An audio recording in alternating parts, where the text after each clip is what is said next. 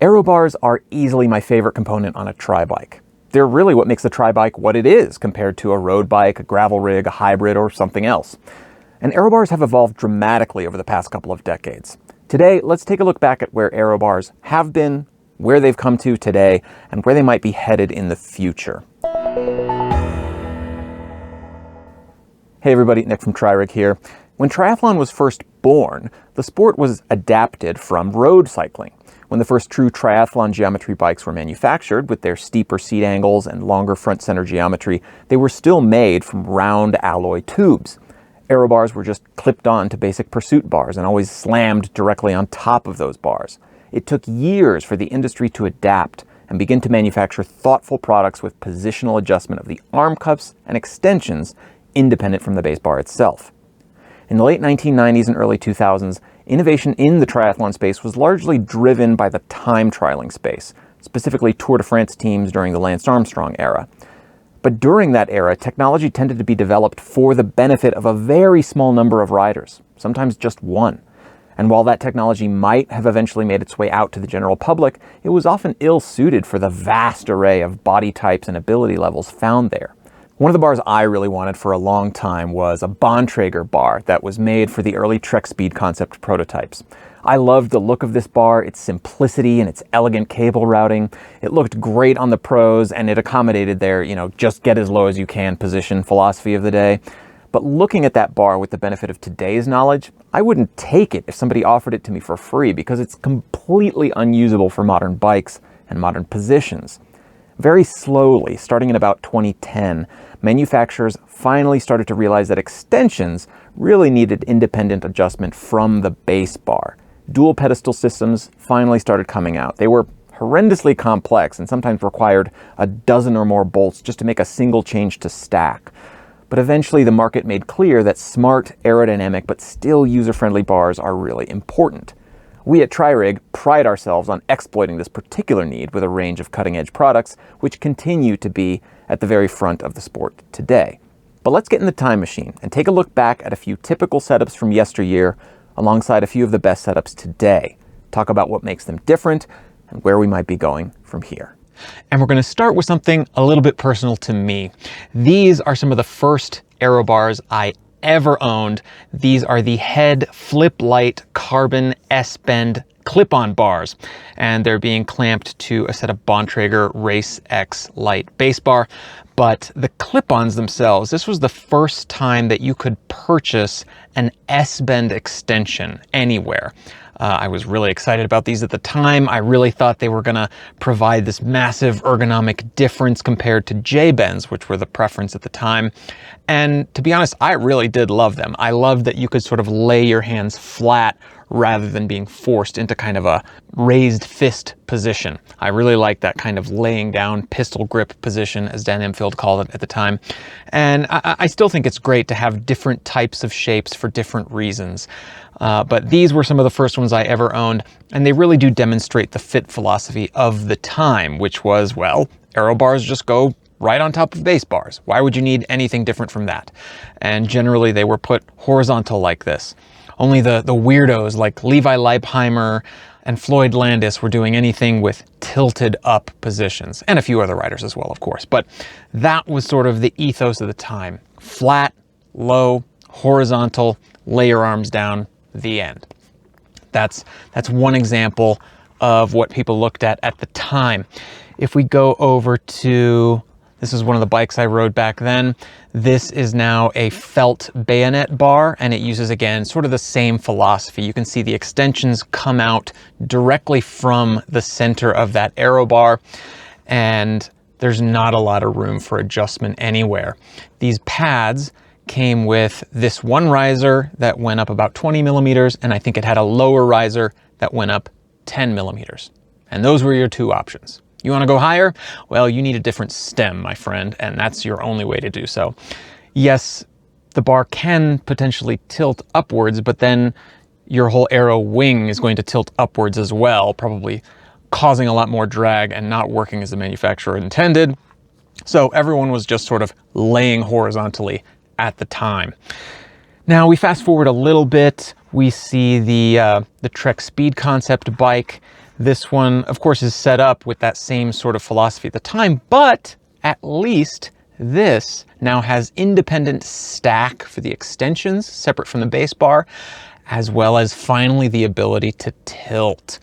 And it wasn't tremendously useful. This mechanism in particular was prone to slippage, and that's why I think the bars were supposed to be torqued down to something like 14 Newton meters of torque. It was something crazy like that to prevent them from slipping because of how that bar worked. And of course, you know, we've improved things over time and whatnot, but you can see here I had mine still set up in very much that old-fashioned just get low and horizontal type of setup, and that's the way things were. I mentioned a little bit earlier in the video that at the time I was really taken by the prototype Bontrager team bar, which you can see here. You know, same fit philosophy, very similar to what I had with the clip-ons and the RaceX Lite base bar, basically just in a single integrated form. This is Julie Dibbins' Trek Speed Concept prototype bike.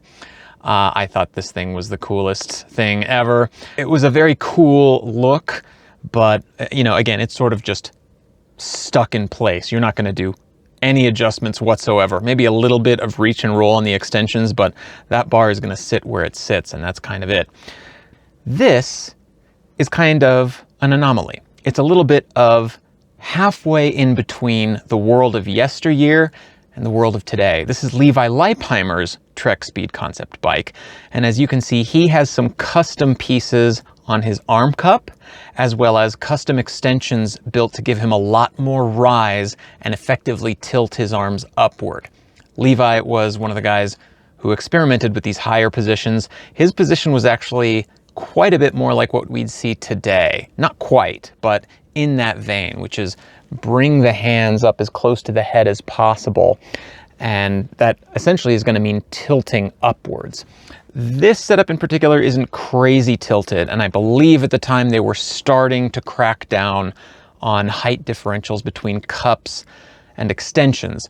And so what you would often see riders do at that time, if they were attempting a setup like this, would be to place their elbows on the cups, bring their arms up. You know, the setup ostensibly fits the rule in terms of the limitation of height for the extensions, but then they would just bring their hands up further and just grab the extensions by their pinkies, kind of like this, to get a little more height and close the bag a little bit more, but still sort of fit within the rule. So just wild stuff, you know, in attempt to make things more safe by reducing the height. The UCI may have unintentionally made them less safe because people are just hanging on the extensions by their pinkies rather than actually gripping something in a solid fashion. So that's sort of the transition. And of course, at this point, I should mention our own Alpha 1 Aerobars, which we think are still some of the industry's best bars in terms of independent adjustment of stack, tilt, reach, roll of extensions in the most sleek, integrated, elegant package you could ask for. It has independent tilt adjustment of the cockpit components, cups and extensions, from -5 to +17.5 degrees.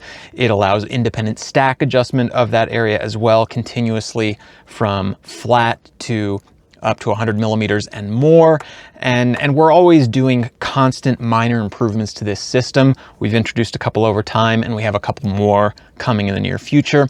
And we think this is sort of, you know, state of the art in terms of fit philosophy and adjustability today. But it doesn't quite get to sort of this frontier of super extensions, which is what I want to talk about now. Let's take a look at Cam Wurf on his Pinarello Bolide. This bicycle definitely much more exemplifies the fit philosophy and the adjustment ideals of today's setups. So he has his base bar connected to the bicycle, and then 2 independent stacks for each extension, each of which has its own independent tilt and stack adjustment. And he's using these cups from Most, which I think are still custom built for him. But again, generally it's the base bar is going to be where it is, and then your cups and extensions are going to be where they are, both in terms of angle and reach. And it's not necessarily the same as where your base bar is nominally.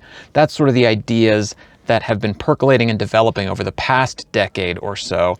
And it goes along with changes in our fit philosophy, our understanding of what's best for bike fit. I did another video recently on how my own bike fit has evolved over that time, basically from the get as low as you can philosophy of yesteryear to the, more nuanced, more subtle fit philosophies of today, which generally can involve longer reach in order to get a little bit forward and a little bit higher, close the bag, and ending up in a position that's much more aerodynamic and yet much more comfortable at the same time. So we're improving all the metrics at once, but it requires these changes in our equipment to do so. Now, where are we heading from here? If we look at athletes like Patrick Lange or Sam Laidlow, we're seeing these very custom setups that really don't have room for adjustment at all. And we might think, oh, are we moving backwards in terms of what we're offering the general public? Are we limiting our ability to adjust, just as we did with that old bar from Julie Dibbins that I showed you earlier? But I think it's not quite as simple as that. Yes, these pros are locking into these non-adjustment positions because they have the benefit of wind tunnel testing, of companies that are willing to invest quite a bit of time and money in prototype specialty parts for them. And if they need to make an adjustment, they just get a new part. And so that's not necessarily what's the case for the rest of us. But what's important is that the development that they're doing and the knowledge that they're gaining with this testing and with these custom parts is knowledge that can still benefit the rest of us if the larger manufacturing space is interested in developing parts that do the same thing. So what does all that gobbledygook mean? Look at this part that Mr. Laidlow is running, right? This is kind of a mono extension that works to help fare his entire front end in a way that's really helpful. But this particular part doesn't have any adjustment. What if there was something in that vein which could help accomplish the same thing, but still retain a level of adjustability? We've seen some efforts like that in the sort of super extension space. Tri-Rig makes something called Scoops Ultimate SL, which are two super extensions that still retain a lot of adjustability and range of adjustment, both in terms of mounting and in terms of your extension position. And there are other companies out there doing similar things. But I think this space is something that we're really interested in at Tri-Rig, and we think there's a lot of room for improvement here to get something a little bit more like this, but a little bit more broadly applicable, broadly adjustable, and usable by everyone who doesn't have a sponsorship from Canyon. So what do you guys think about all this? I know this was really just sort of scratching the surface in terms of this spectrum of evolution of bars. I didn't have a whole ton of positional analysis on how those bars looked. We've done a little bit of that in the past, but if you'd like to see more of that, if you want to hear more about this particular subject, the sort of then versus now of Aerobars, tell me in the comments and tell me what you want to see us explore, because I think this is a fascinating topic, and there's a lot we could say here. But generally, I'm sort of interested in, those broader trends and what they mean for the sport. So that's going to be all for today. Thank you all so much for watching, and I'll see you next time.